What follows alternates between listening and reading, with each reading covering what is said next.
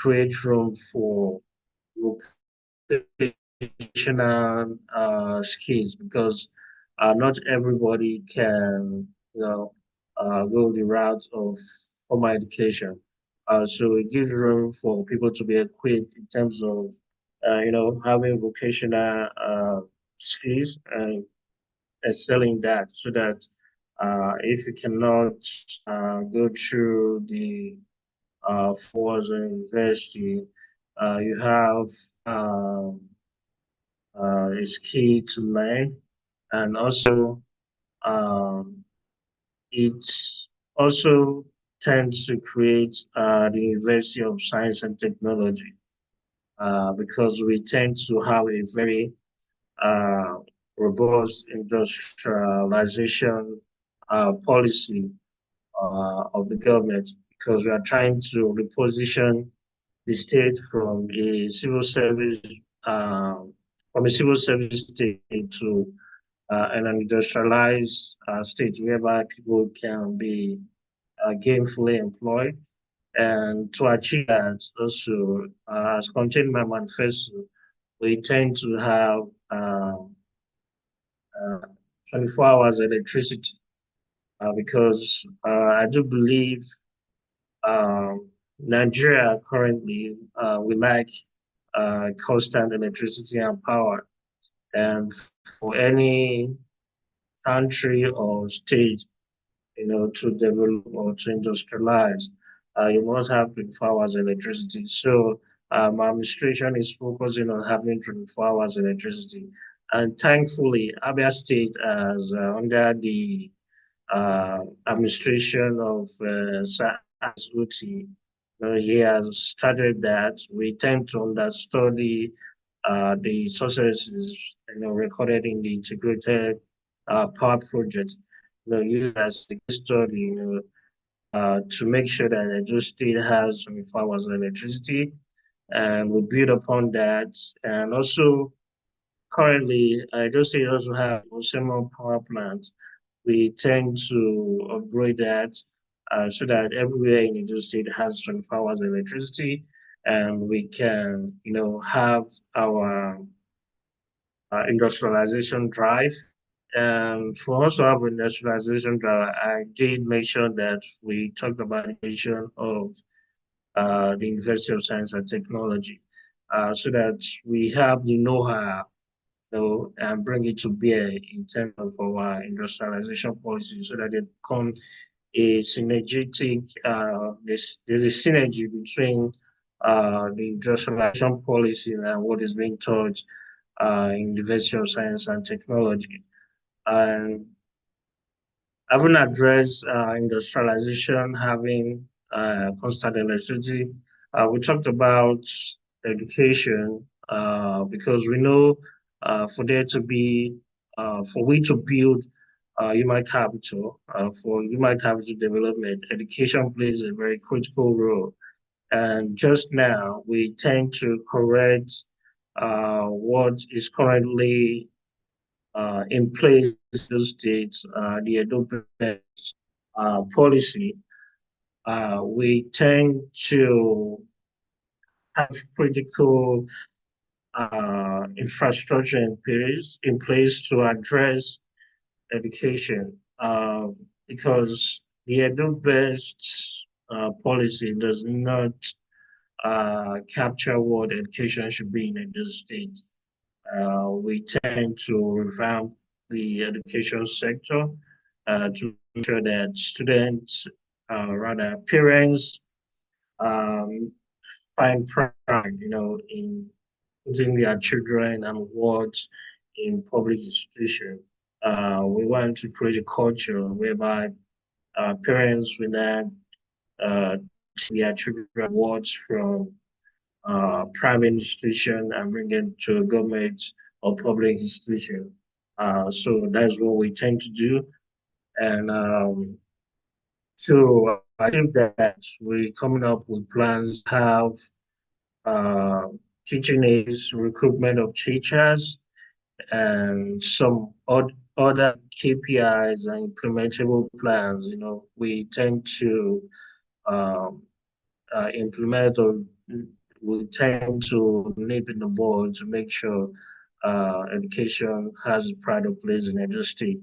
Then health sector, we tend to take on the health sector and have a very, very robust health sector in Edo State and make sure that um, the haze we've recorded in the Edo State is corrected because we know just now in Edo State, the state government has destroyed the only central hospital we have in Edo State, and currently they are building a museum there, which is not proper.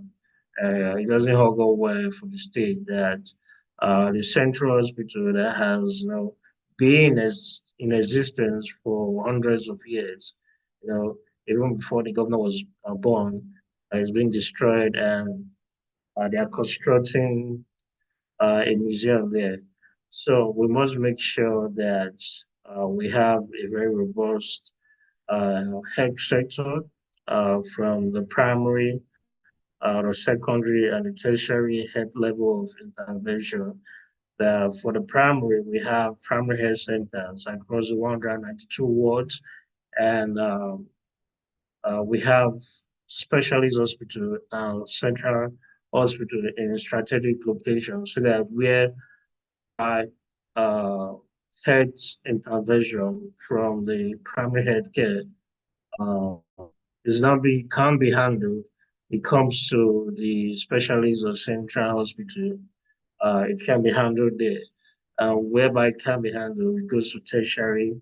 And thankfully, we have a UBTH, University of Benin Teaching Hospital, to handle that level of health intervention. We intend to have modern equipment because just now in Edo State specialist hospital that was built by Oshomole, they don't have modern equipment. They refer people for diagnosis tests such as ultrasound, X-ray, and CT scan. We tend to have all these in place so that our education is a one-stop shop and uh, is a modern art facility for healthcare. Is a kind of head hub whereby everything will be within the health facility. So that is that for the health sector. Then security, because of for there to be um, for us to secure lives and property, which is part of the primary responsibility of government, and that's also which is enshrined, in the Constitution of the Federal Republic of Nigeria. To that is, government has the responsibility to protect lives and property. We must make sure that all everybody living in the state is safe and all the boundaries, the entry and exit points of Edo State, we must make sure they are being patrolled and, every man with security personnel and also surveillance camera, metric features, as fingerprint technology.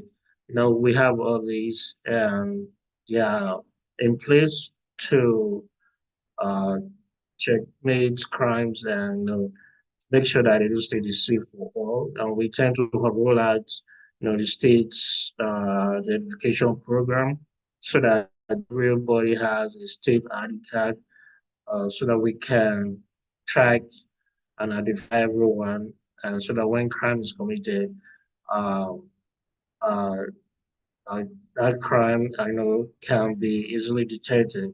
And this security is very important because uh, it can attract foreign direct investments for our foreign investor, for them to want to come invest in Edo State.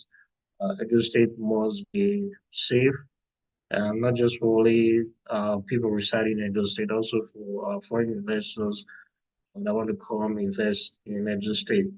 So that is that for security. And for some other infrastructures, roads, we're going to make sure that our roads are constructed, um, whereby we can also go into partnership, public-private partnership with some other firms, such as giving them tax credit so that they can help us, especially construction companies, they can help us with, constructing some of these roads, where we need flyovers and uh, overhead bridge that will be built in Edo State. We also have sanitation and waste programs that replicate what is being obtainable in Akwa Ibom, which is arguably one of the cleanest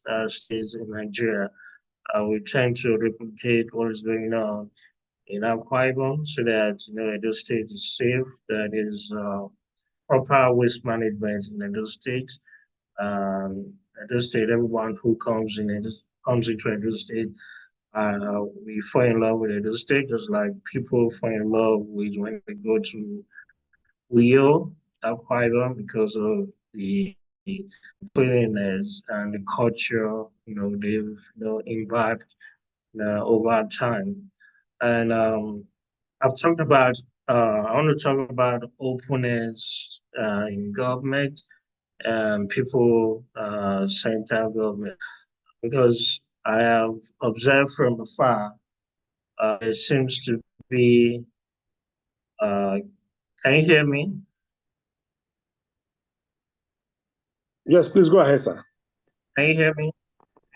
Okay. Yes, go ahead, sir. We can hear you loud and clear. Yes, I've observed. Yeah, I've observed as a private citizen that there seems to be these disconnect, between the leader, between those we voted into power and those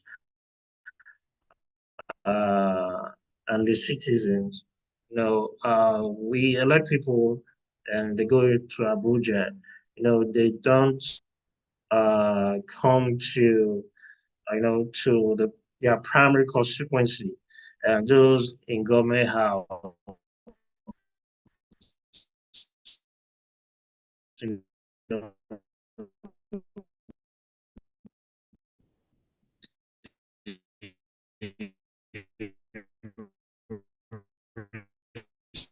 side in government house and they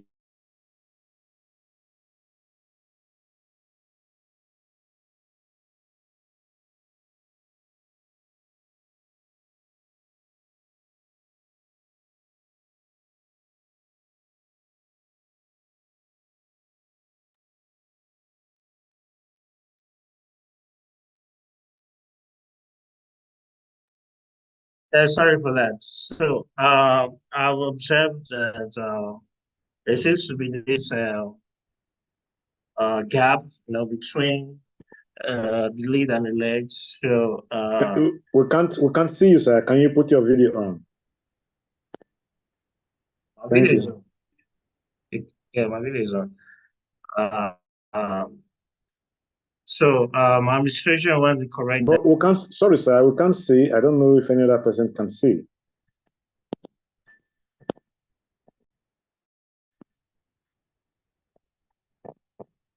Please, can we get confirmation that we can see Dr. Aikoriogie? His video is off. You need to put it on. Yes, sir. Your video is off. That's the confirmation that your video is off. Please check. Okay, I think internet stuff. Sorry for that. Okay, it's fine. Yeah, so I was thinking about openness and people-centered government, because I've observed there's a gap, obvious gap, lapse between the people and those in government. When they get elected, we no longer have in touch with them. So to correct that, we tend to have constant media party, town hall meetings, and also we tend to have suggestion bosses, town hall meetings, and toll-free lines so that people can make suggestions, to government. They can come to government house uh, as it comes to discuss their issues. We go to them from time to time to know what their problems are, and from there we can be able to know what their issues are, and we profile solutions to what the issues and what is going on. And administration, it tends to have tourism and hospitality. Hospitality, we tend to identify landmarks and special centers, in Benin City, like the Oba Paras, the moat, traditional moats, is one of the largest walls being made by man, or even that's larger than the walls of China. We tend to have these places as side attractions that's going to have the potential, the potential tourists come to Edo State.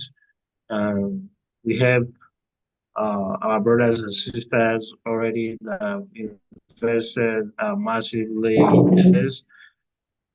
We intend to build this synergy between the Ministry of Culture and Tourism and the hoteliers, and also some of these places of attractions, and we organize expos and symposiums, as well as most of also international symposiums and expos, to discuss about the tourism potentials, that exist in Edo States. And by so doing, we attract forests and grow the GDP of Edo State. We also intend to diversify the economy of Edo State. For we to achieve this, we are focusing on agriculture because we know that oil is a wasting asset, and um, as a wasting asset, it may not be there forever. We must be forward thinking as a people, and not even just Edo State. I should be forward thinking and try to diversify the economy away from oil. We look at other non-oil exports, and so that is why we are focusing on agriculture, as an escape route, as a way to grow, the GDP of Edo State. We look at crops and food and cash crops, in which we have uh, comprehensive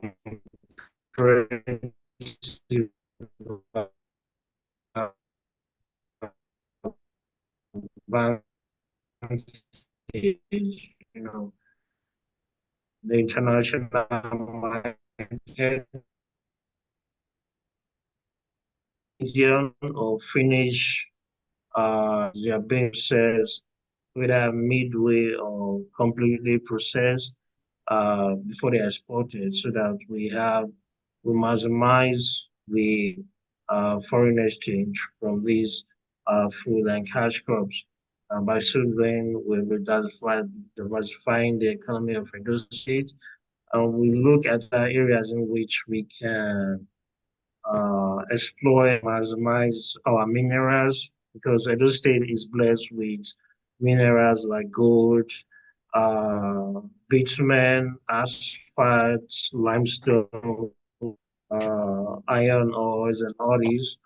We tend to have a very mining, processing um, be in the House of Assembly, that's going to create an exploration activities in those states, whereby we have to work in synergy with the federal government.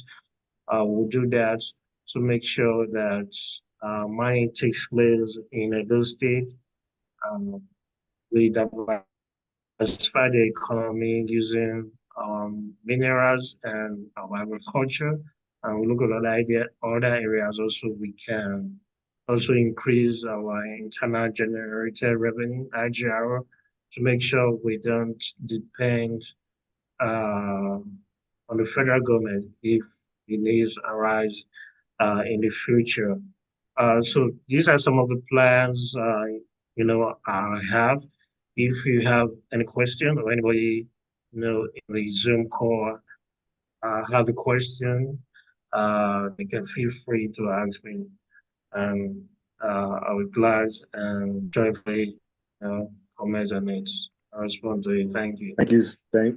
Thank you so very much, sir. You have almost gone through the 10-point agenda, but I would just like you to talk briefly on two of it that you have left out, which is Okay. basically the economy. In the economy, you captured the green economy and the blue economy and small-scale businesses, enterprises, and human capital build-up. And of course, the last of which is the civil service reforms, which is very critical, the workforce. You can't leave out the workforce. So I just like you to talk briefly on this before we take it up from there. All right, thank you. Let me start with the last one, civil service reforms. I know to some extent the present administration has tried in terms of civil service reform.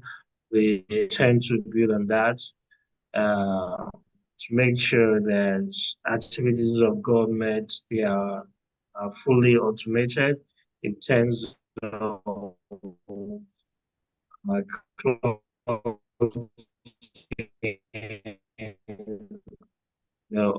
of the civil service system in Nigeria. I know people just come to work, be signing, and they leave. But when you have a system in place, whereby biometrics, and they can, when you clock in, it's going to be very difficult for you to leave the press. And got to make sure that people are where regularly they're paid promptly. Must commend the present state government is doing that. The workers are paid as a when due pensioners, pay their pension, their gratuity. I know there's backlog of gratuity, and just we're going to work on that to make sure we clear the backlog of gratuity in the states, and we'll make sure that recruitment process going to embark on recruitment to make sure that people that are strictly qualified put the round pegs in the right round rows to make sure that people that are manning the activities of government they are competent and they are qualified to occupy these positions. We embark on retraining, training and retraining of the workforce, by creating a training institute for workers, doing definitely automation of the system whereby people don't have, or civil servants don't have to take file from one office to another. Everything is automated. The governor can sit in his office, and assess any file he wants and treat anything he wants to do and transmit to whatever ministry, department, or agencies it has to go to. I think that's that for the civil service reform. Then you said I left out brain and blue economy. I think for the brain economy, because of, let me just put let me capture the brain economy and you might capture development I talked about because we must invest massively in our in adult people. That part of the human capital development we're talking about through education, educating the workforce, and for the brain economy, it's talking about people using their talent, to drive the economy of the state. Because when you invest in human capital development, because the Indians world over, they are known for IT. Uh, the government of India has been able to invest massively on India in terms of IT that they now export this talent, to every part of the world, even the US and everywhere. So we tend to look at that, whereby people can be trained and known for a particular set of skills, and the good news is and export to every other part of the world and gain a forest from that. So that's where the issue of the brain economy comes in. And the blue economy is talking about the waters and the seas. And there's exist Gele seaports. We previous this current government has talked about it, but I did not see the light of the day. So my administration is going to work hand in hand with federal government to see that the Gilligili seaport, comes on stream, and also because of the prominence of the uh, importance, the seaport is going to be playing in the south region of Nigeria, and also because Edo State, is positioned in such a way that most states, before you go to most states in the southern part of Nigeria, you have to crisscross through Edo State. And if we have that seaport, it's going to be very, very strategic for the economy of Edo State. And so that's what we're talking about, the blue economy. We look at other resources, within the waters and how it can be of great benefit, to Edo State. So I've talked about civil service reform, blue brain economy. I touched a little more on human capital development. So I don't know if there's anyone without now. Okay, thank you very much for that insight. As a matter of fact, I have to take you through all of this because there's this common saying that if you want to hide anything from anybody from this part of the world, you put it in a book.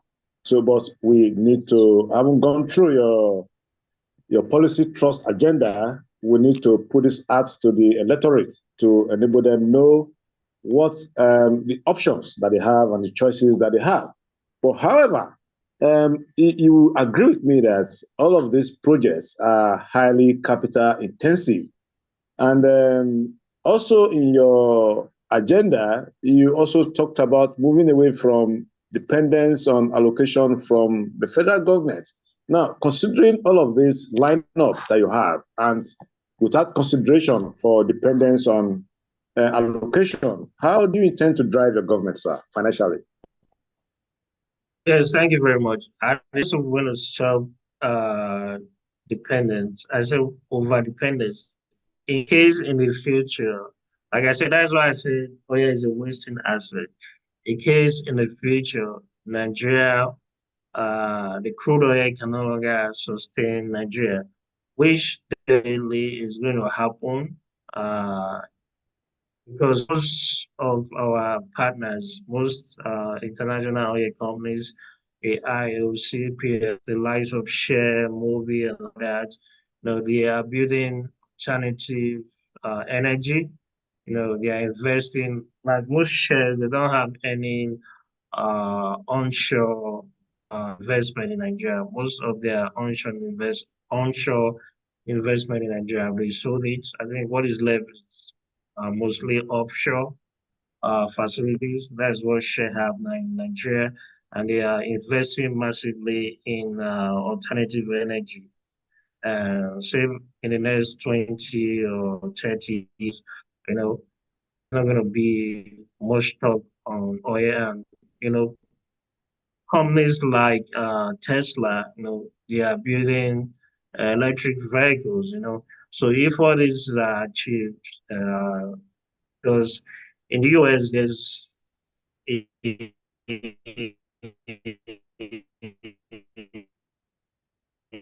target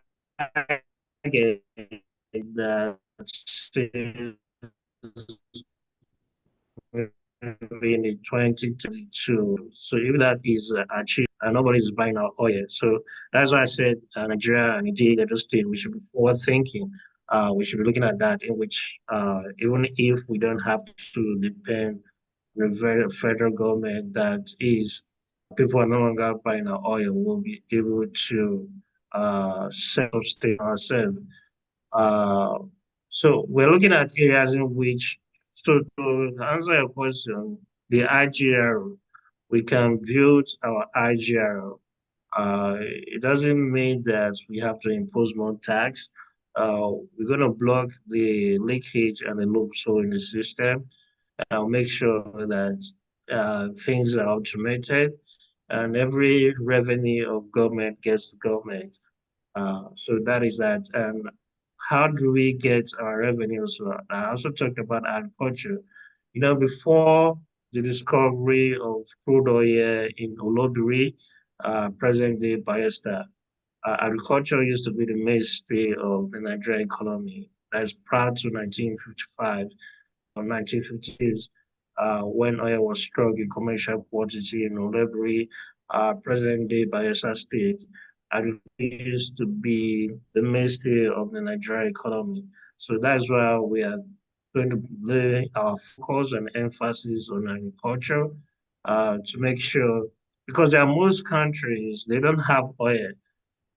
Agriculture sustains their economy.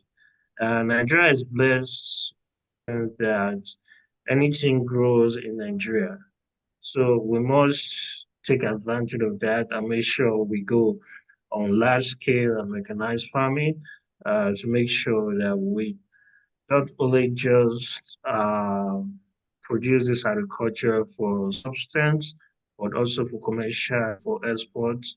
And also there's also value addition. I talked about that we are not just exporting raw products or raw produce.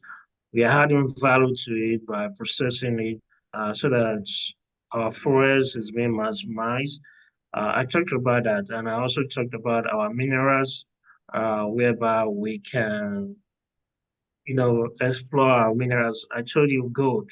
You know how much gold costs in the international market. Currently, uh, uh, gold is being mined in those states and it goes into private pocket. It's not being used for the development of adult people. We have limestone, bitumen for the construction of roads. We tend to set up plants and factories. We tend to set up plant and factories, whereby these people uh,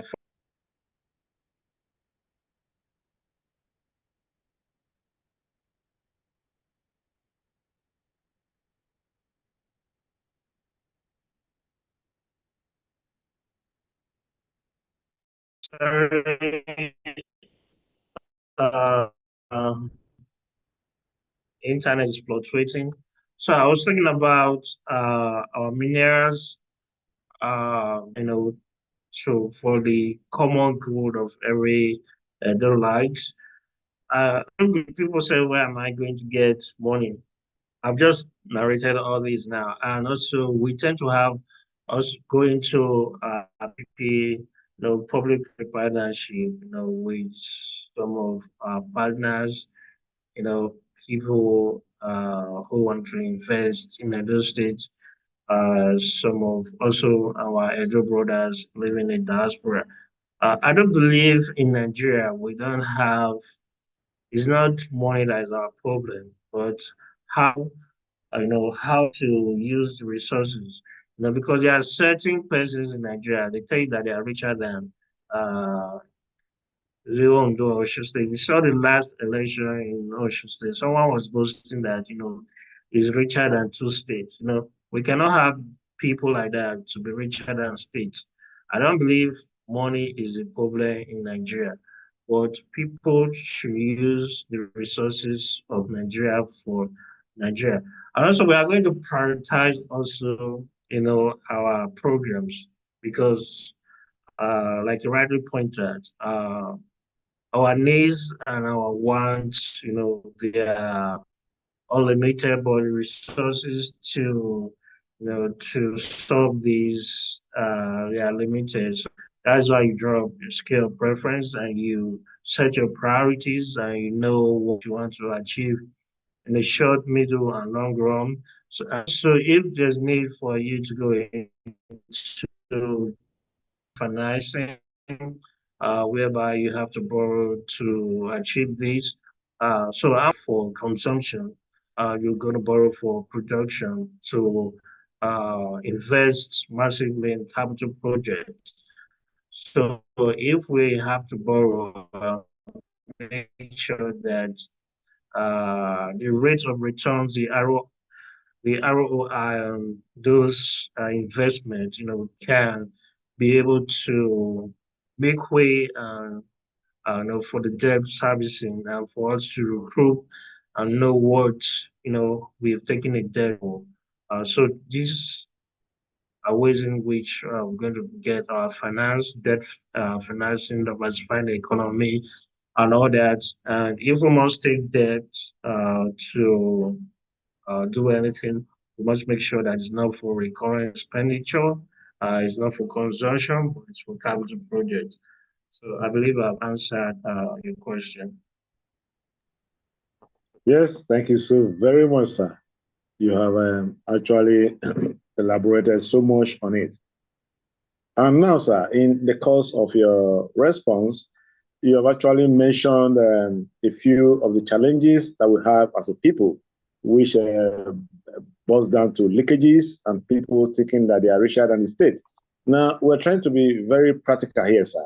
In consideration of all these lofty ideas that you have for the state, there's also the issue of the debt burden of the state, which you are going to inherit as a governor if you become the governor of Edo State. Now, sir, tell us what would be your deliberate strategy to check corruption, which is the bedrock limiting against all of the things that actually happens within our society, as it were.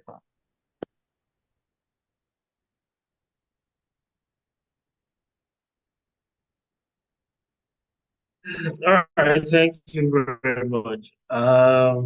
Ways to check corruption.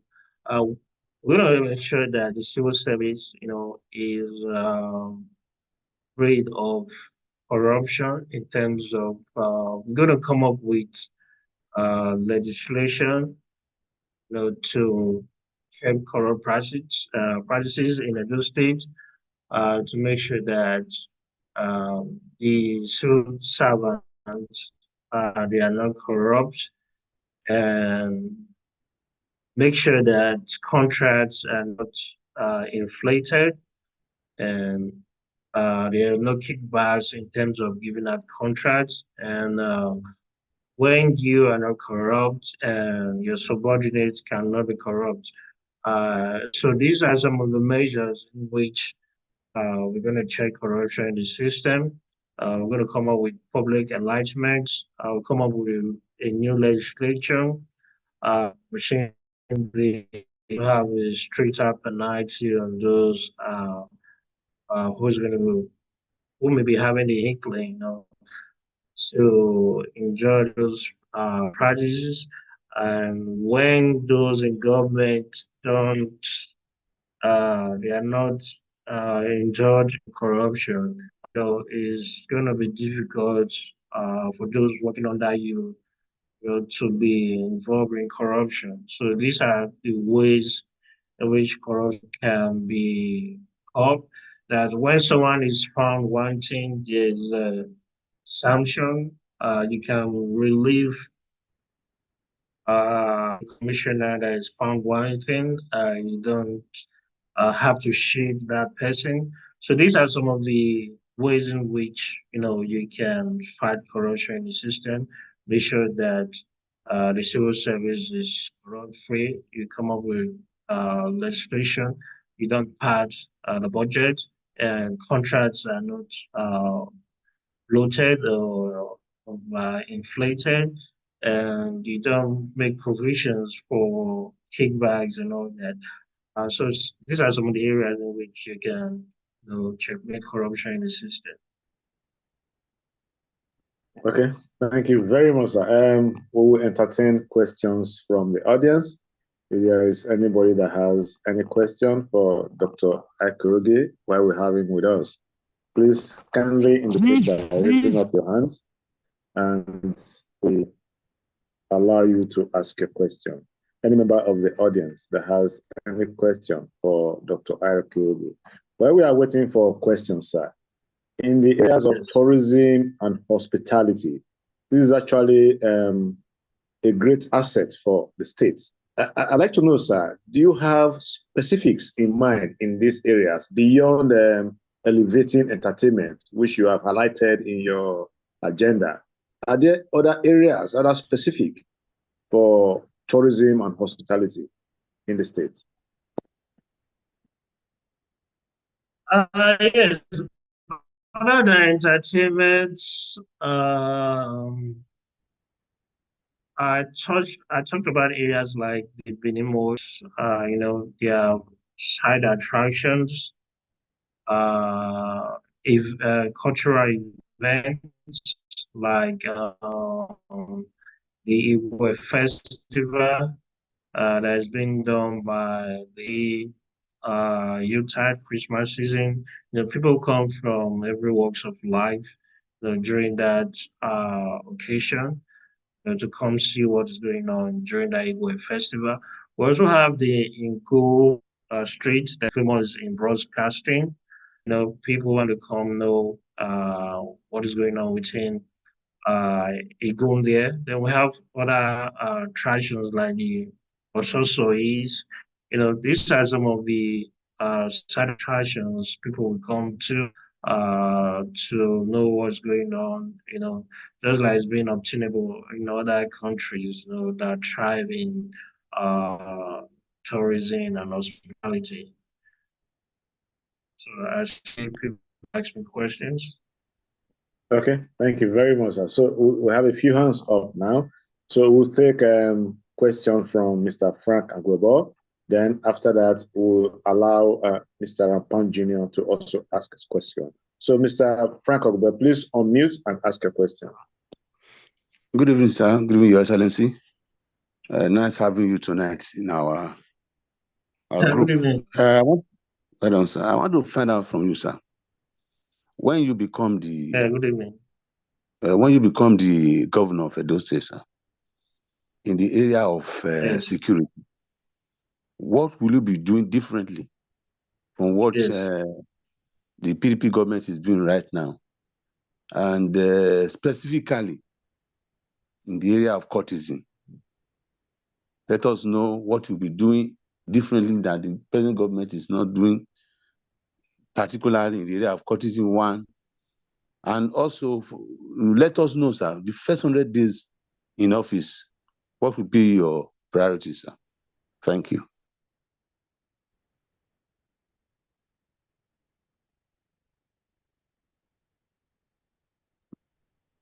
Mr. Igbe, I didn't get the question, but I know you talked about courage. Okay, yes, he talked about security. He wants to know what you'll be doing differently from what is being done right now by the PDP-led government in Edo State. Then he also wants to know with particular reference to the issue of cultism in Edo State. How do you intend to handle that, and what will you be doing in that regards? I think those are the basic questions. The first 100 days is priorities in the office. What Okay, will be? yes. And he also mentioned your first 100 days in office. What will be your priorities within those periods? All right. Thank you. To answer that of security, what I'm doing differently. First of all, let's go with the issue of the vigilante, the Edo State Security Network. Currently, those people are engaged, you know, they buy their own ammunition by themselves and they pay themselves. You can know the security challenges that poses on Edo State, whereby the state government engages people and you don't pay them and you don't arm them. You know what's going to be. So we're going to make sure that people that are involved in vigilante in the state, they are adequately equipped and they are paid monthly, from the state government, not for anything else, from the security vote. I talked about that my last discussion, that the security vote is not just for the governor, it's for the security of everyone in the state. That the security of lives and property is a responsibility of government, and people must be safe in the state. Then talked about the issue of courtesan in the state. Uh, it's part of also we're gonna.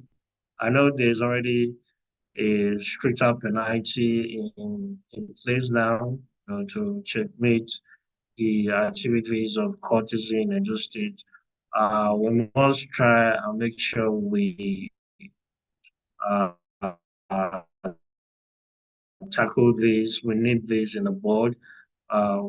Making sure that those these children, they are not being indoctrinated by their peers from get indoctrinated even from primary and secondary school now. We must make sure that the school head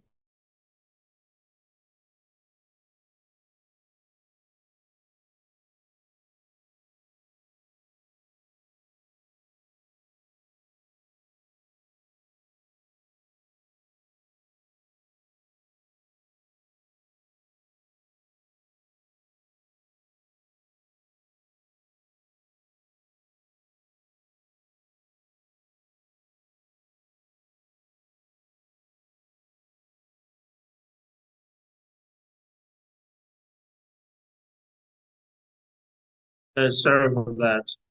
I was saying the vice chancellor in tertiary institutions must make sure that we put some monitoring team in place, to checkmate the activities of these people and to make sure that they are being taught morals and being educated on the ease of these vices, and make sure that things that are put them on the right path in terms of religion, because years back in universities, there used to be uh, campus, things, that's going to that's going to direct you in the right path,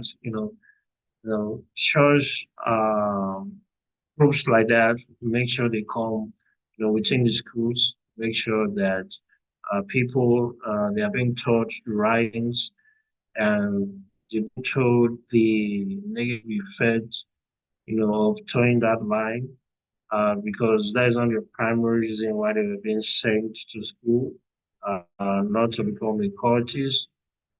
Also, we also try and direct their energy into meaningful ventures, those who may be unemployed. So that's why was focusing on industrialization to create jobs, whereby because they say the idle mind is the devil's workshop. Probably they are idle, they don't know what to do.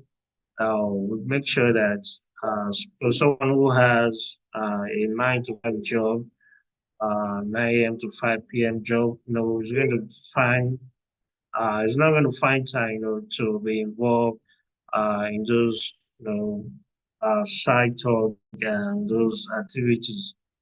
We channel their energy into productive ventures to make sure that they are gainfully employed. Those who want to learn skills, they learn their skills, and those who want to go into uh, sports, we're going to set up sporting academics, football academics and all that. Those who want to go into sport, they blossom and they prosper through that point, and put the legislation in place, and all this will checkmate them from their schools, make sure their correctional activities to channel them in the right path. So I believe with this, cultism will be a thing of the past, and also we make sure that we don't condone cultism, because also, whether I like it or not, most people in government, they make use of these people in uh, these secret activities. They are being used for election malpractices. They're often being called in common parlance now. They say they are lions and tigers. You know, uh, they say they are lions and tigers, but these lions and tigers, they are the tools of those in government. They are being used to hijack elections, to snap ballot boxes and all that. When government did all these characters, you know, you challenge their if with time, uh, courtism will be called United States.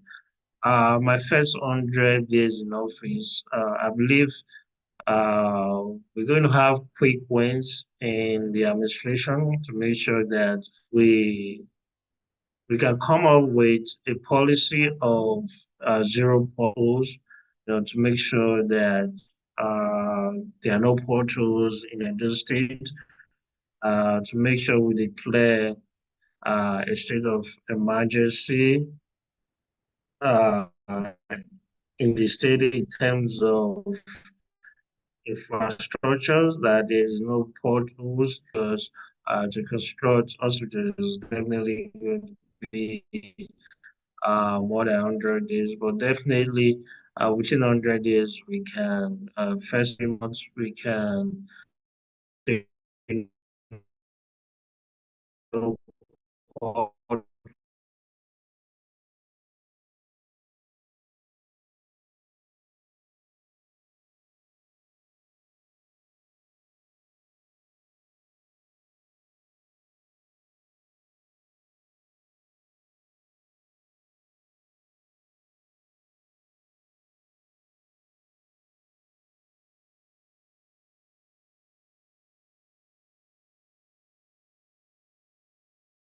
sorry for that. So we're going to come up with a policy.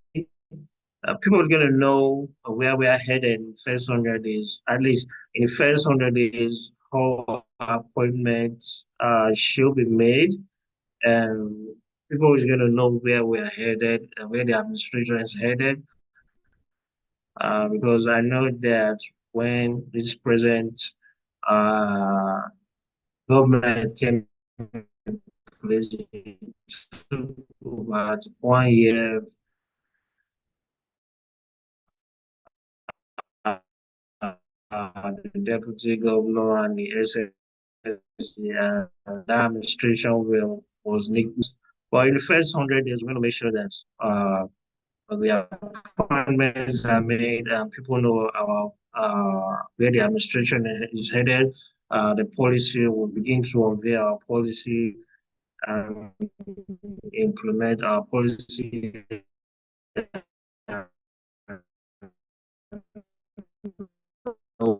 where we are headed in key sectors like health.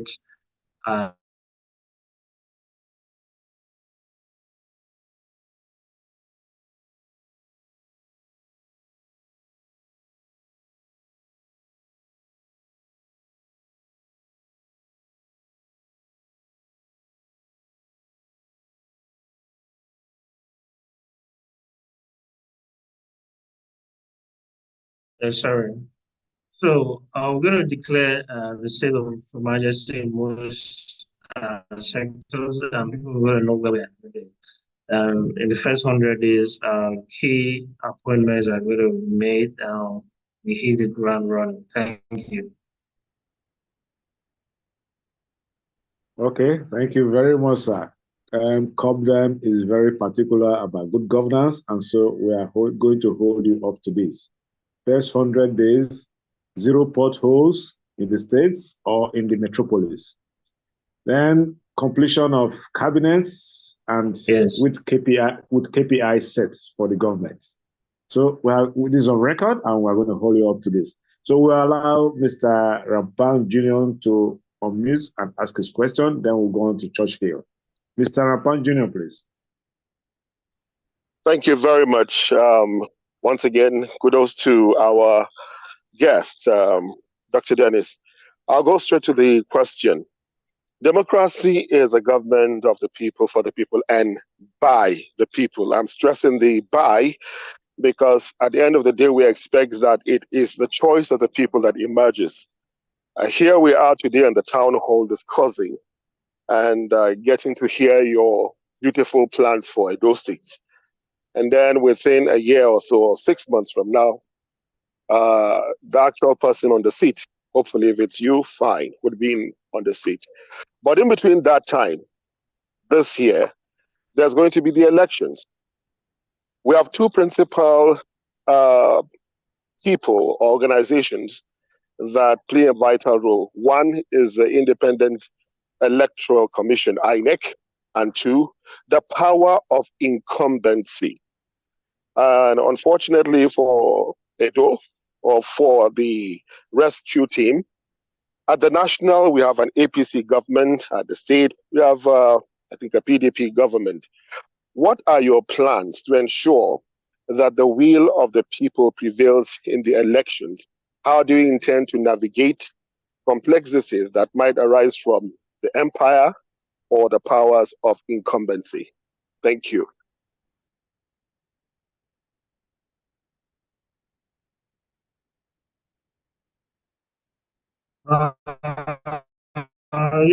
Yes, thank you very much. How do I intend that there's free and fair?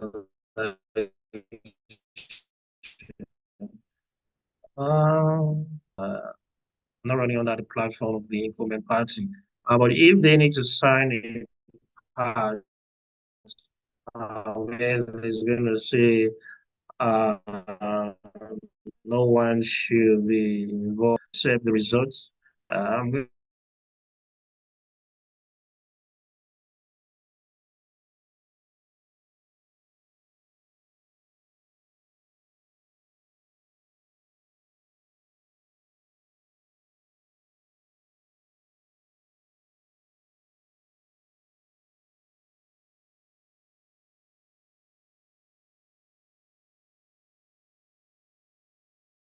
Yes, I'm sorry. I'm going to sign that piece called there's going to state no violence. People should cast their votes and they are safe and you accept the outcome of the election. So I'm going to sign that piece called make sure I stick to it. I think this is the best I can do because I'm not INEC and I'm not the incumbent party. I'm not running under the incumbent party. I think this is much I can do to make sure it's free and fair election. So rather, we're going to lemon say lemon point a lemon thought on the federal government to make sure they conduct a free and fair election, that INEC is independent, and the security agencies, they don't take sides, the police and whoever they're going to deploy, maybe the civil service, they don't take side, that everyone is protected, and after voting, everybody goes home, except those who have business within the collation centers are left there, and those who need to escort uh, results to collation or the announcement place being followed. So I believe if the federal government uh, reckons on INEC and they instruct the security agencies to do their job and not to take sides, to be truly independent, we're going to have a fair election. Thank you. Okay, thank you, sir. You stay on the side of law. So let's have Chochi. Chochi, please unmute your mic and speak. Ask a question. Yeah, good evening, Mr. Dennis. Good evening, Mr. Chair. Yeah, please, my first question is, as you are coming in, is anybody sponsoring you? Because in Nigeria, as we know today, we all have godfathers. And those godfathers, they are key players in our politics. And godfathers are, as we know them as godfathers, they always want to tell you what to do and how to do things, because these are the people that will sponsor your elections. Do you have any godfather that is sponsoring your election? Do you have anybody that has a backbone? Because what we see today, both in Edo State, in Rivers, and in other states, is all about godfatherism, because they want their successor or who they are bringing in to do their bid for them. Then secondly, Edo State, in the South, Edo State is rated the fourth most the fourth Indebted. no, not indebted in terms of drugs. Like in terms of Okay. drugs, weed, all these drugs, loud and all. You know, how are Yes. you going to achieve to cut down the use of drugs in Edo State? Because of, we know the violence in Edo State, and when these young people take these drugs or whatever, any kind of drug that they are taking, both weed to cocaine, we know how violent the state will be. So how can you able to cut down drug and deal with godfatherism if there's anybody sponsoring you on your election? How can you do that? All right. Thank you very much. To just answer your question, there's nobody sponsoring me. I don't have a godfather, thankfully. And someone who has a godfather, I think, is easily detected.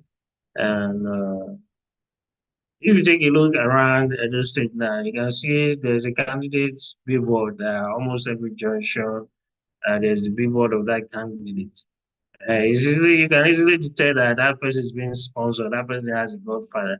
At least my billboard is not in every street. At least if I'm being sponsored or I have a godfather, at least definitely you will see my billboard in every street. You will see my promo, my adverts on every radio channels. At least I've not stolen any money. At least we see someone's a candidate, on our right channels, it's this thing. It's just, this thing is everywhere. Is it that they are being sponsored or they've stolen money or something? That's where, every channel you turn to, they are there. At least someone who is being sponsored or someone who has godfather. So it can easily be detected that this person has godfather is being sponsored. At least I'm running a modest campaign, and I'm not everywhere. My big body is not everywhere. I'm doing the least I can do. You know, with the support of friends and family. Someone who is being sponsored, someone who has a good father, can easily be dictated. And that person will be everywhere. You know, his big body is gonna be everywhere. His jingle is gonna be everywhere. No. And to answer your second question of drugs, I think we have to embark on more education to enlighten the people on the negative effects of drug use. Uh, I know the National Rehabilitation Agency is an agency of the federal government, and I know they have uh, the secretariats in every state. So we might have a collaboration with the NOA, National Rehabilitation Agency, to run public enlightenment program in every media to enlighten the people on the use of drugs. And we're going to check out these places in which uh, these drugs are being smuggled through. If it's through the borders of federal states, maybe coming from Delta State, on all these things, we strengthen working also in collaboration with the GNELA, to make sure that, drugs, the entry point into those states are being checked. I believe the activities of drug usage, the proliferation of drug usage in Edo State can be checked. That is, if we've addressed it from the angle of how it comes to Edo State, we enlighten the people on the negative effect of the use of drugs. I believe we're going to be heading the right direction to solving the proliferation of drugs in Edo State. Thank you. Okay, thank you very much, sir. I'm sure you have done justice to that. I can still see Frank Agwebo's hands up. Frank Agwebo, please unmute and speak before we ask our guest the final question for tonight. Oh, okay. Thank you very much, my Uncle Ma. Your Excellency, sir. Once again, I want to thank you for being here, sir. I was among those who actually was when you displayed your intention to come into. I know you very well. So, and sir, your body language then was fitting towards Labour Party.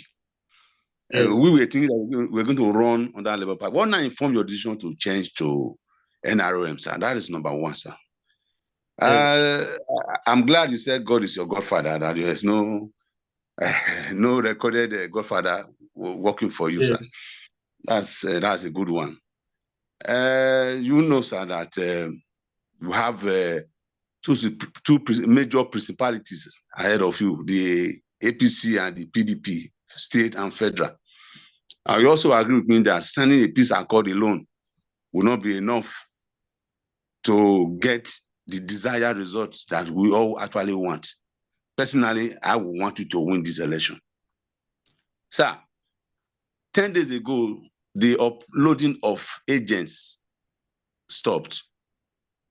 Were you able to upload your agents in all the world in the States? Thank you, sir. Okay. Yes, thank you very much. Let me start with I was in Labour Party before, and I'm voting for my decision to go to NRM. Thank you very much. Yes, like you rightly said, I started my race, my gubernatorial race, with the Labour Party. I was more or less like the frontline aspirant, under the Labour Party. I contributed immensely to the development of Labour Party in Edo State. Yeah, former secretariat to be like I said, Though people may not think it as anything because I know that people later came and they were donating vehicles, people were put on salaries and all that. But the modest thing I did, I painted the secretariat, I gave them fans, they were using the secretariat, and some other local government edges, like Igor, Ipobauka, and all that, supplying chairs. I know a candidate, or rather an aspirant who is not a candidate. He later came, and supplied them chairs, but I started it. Like in my own unit, I bought them chairs, I bought them public address systems, amounting to thousands of naira. And when I left Labour Party, I left it. I didn't go back.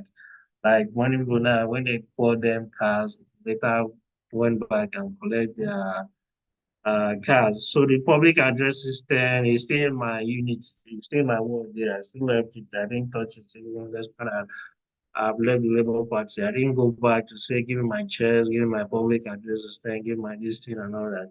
I just left it. So what informed, I noticed I now became a morning politics. They were playing in Labour Party, you know. Um, I saw people were now, doing the competition of buying cars, Okoji started it, during Okoji started it, people were buying cars, people were being placed on salary. Even the woman leader took side, you saw the woman leader. She's even my relation. I even saw her last week in my cousin's house. She's related to me, Pauline. She took sides. She was in Dorin's campaign and all that, and all that. People, they come publicly, they tell you, I'm in this person's campaign. You see, people that are supposed to be independent and non-biased, just be neutral. You see people, they are involved in other kind of aspirant then in their campaign organization. They are part of it, you know. So when Akwada came with a bigger boss, donated bigger boss than Dory's zone. He gave money bigger than Dory. You know, from Dory, he's now moved to Akpata. When Akpata came, everybody started shouting, "Clear for Akpata, clear for Akpata." You know, the loyalty, is palpable when you see that it's not going to be free and fair election just because of how money politics is involved. It's very clear that when you go into that primaries, definitely you're not going to come out because people have made their allegiance to particular aspirant or candidates based on money. So that's why I say that I'm not going to be involved in the primaries of Labour Party.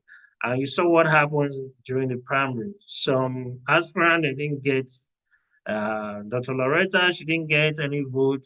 Dr. Angela, she got zero votes. I think Okoje, the other Okoje, Dr. Ms. Okoje, she got zero vote. I think Rice my managed to Ghana 7 votes. The other guy that came from PDP, I already saw this, that this how it's going to end it. So that's why I left the Labour Party. I know it's going to be money politics based and a lot of undertone is going to, be involved in the primaries. So that's why I didn't involve myself in the primaries. So that's why I left the Labour Party. And before I left the Labour Party, let me say this. I wouldn't have left the Labour Party if Olumide Apata has agreed to work with me. Many people didn't know this. Myself and my DG, I told my DG, okay, even before the primaries, I knew Apata was going to emerge. I said it's better I collapse my structure and I work with Apata since it seems it's money politics. So let me work with Apata. So I told my DG, we called Apata, but Apata was not ready to work with anybody. Many people didn't know this. So I'm just making it now to the open. You can call Apata to confirm himself. He's going to tell you. I offered to work for Apata and to work with him, but he didn't want to work with anybody. So that's why I left the Labour Party. So if someone is going to emerge and he say he does not need your help, he does not want you to work with him, So how do you want? I can't be in the Labour Party since the candidate is going to emerge does not want to work with. It does not need your help. It does not understand that brotherly love, and everybody is being united to make the Labour Party strong. He doesn't want that, so that's why I left the Labour Party and I went to NRM. So I believe I've answered your two questions. You've answered why I left. Okay, the second one. What was your second question again?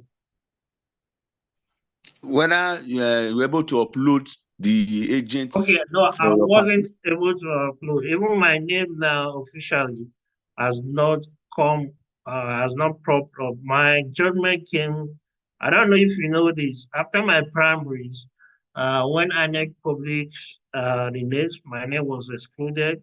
That's because there was internal wrangling in the party. The party said they suspended their chairman, but the chairman that was suspended by the party was still being recognized um, by INEC. So when the party sent my name, INEC does not want to recognize my name as a candidate.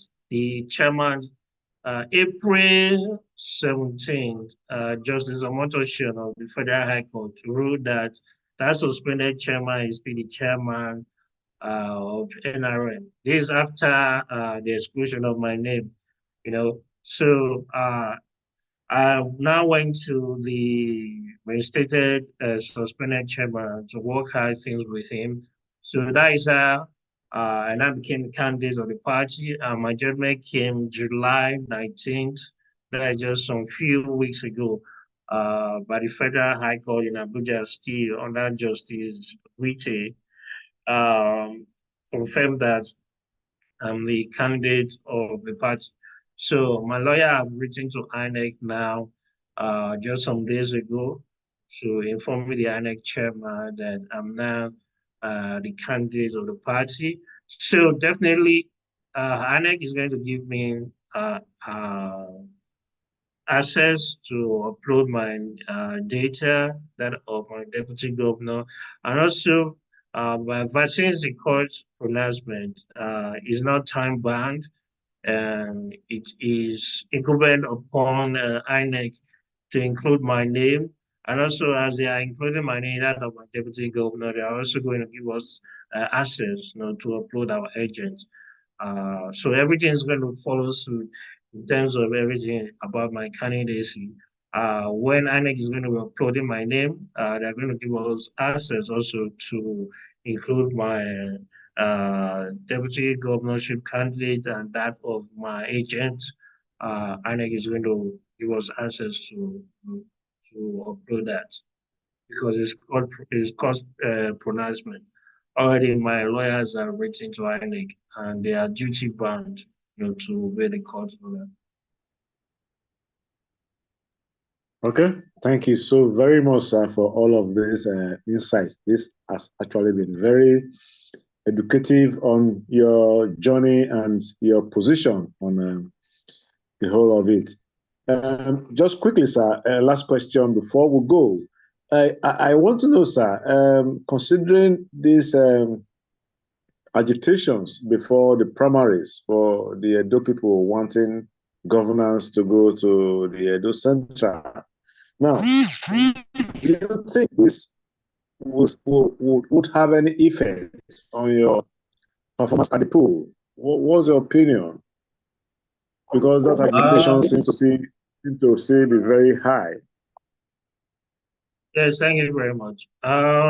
Yes, I do believe what we need in Nigeria as a whole and Edo State is someone who is competent. It doesn't have to be where this person is from, what tribe, what religion. I think whenever the politicians, they want to do something, they try to bring tribe and religion into it. I think Nigeria should, try and make attempt to make sure that uh, it's only someone who is competent and someone who have the people at heart.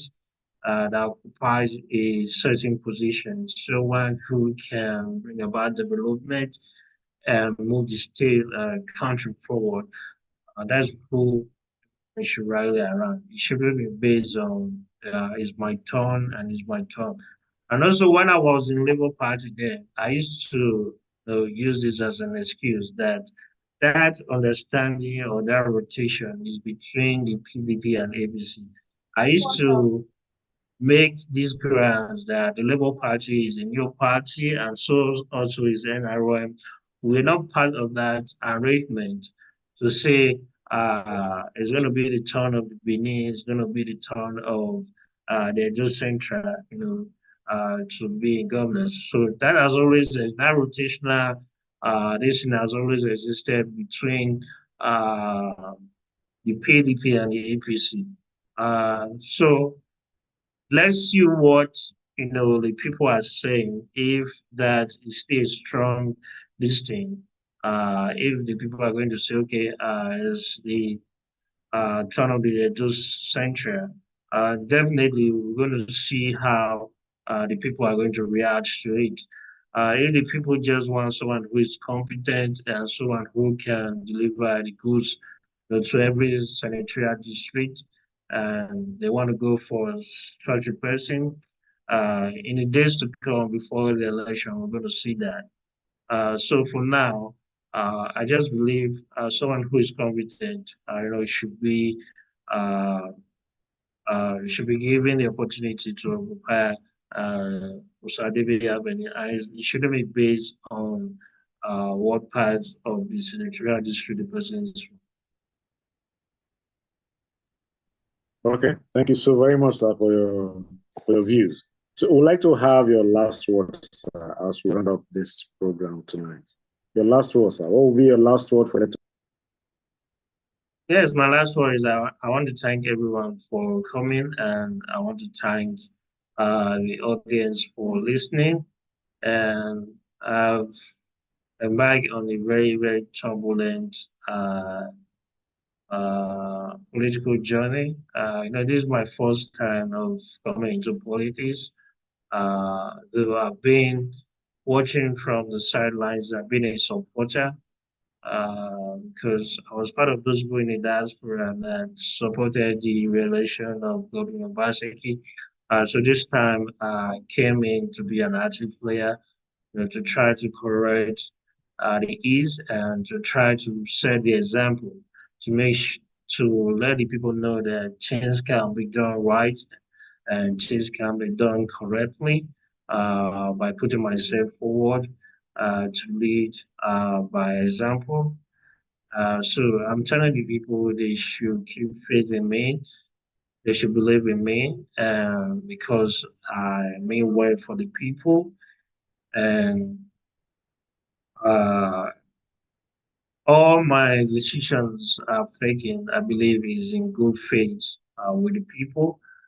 They should come out, I know, in the September 21 election to vote for me and to vote for the right person they perceive is going to move Edo State forward and Edo State will be better and prosperous for it.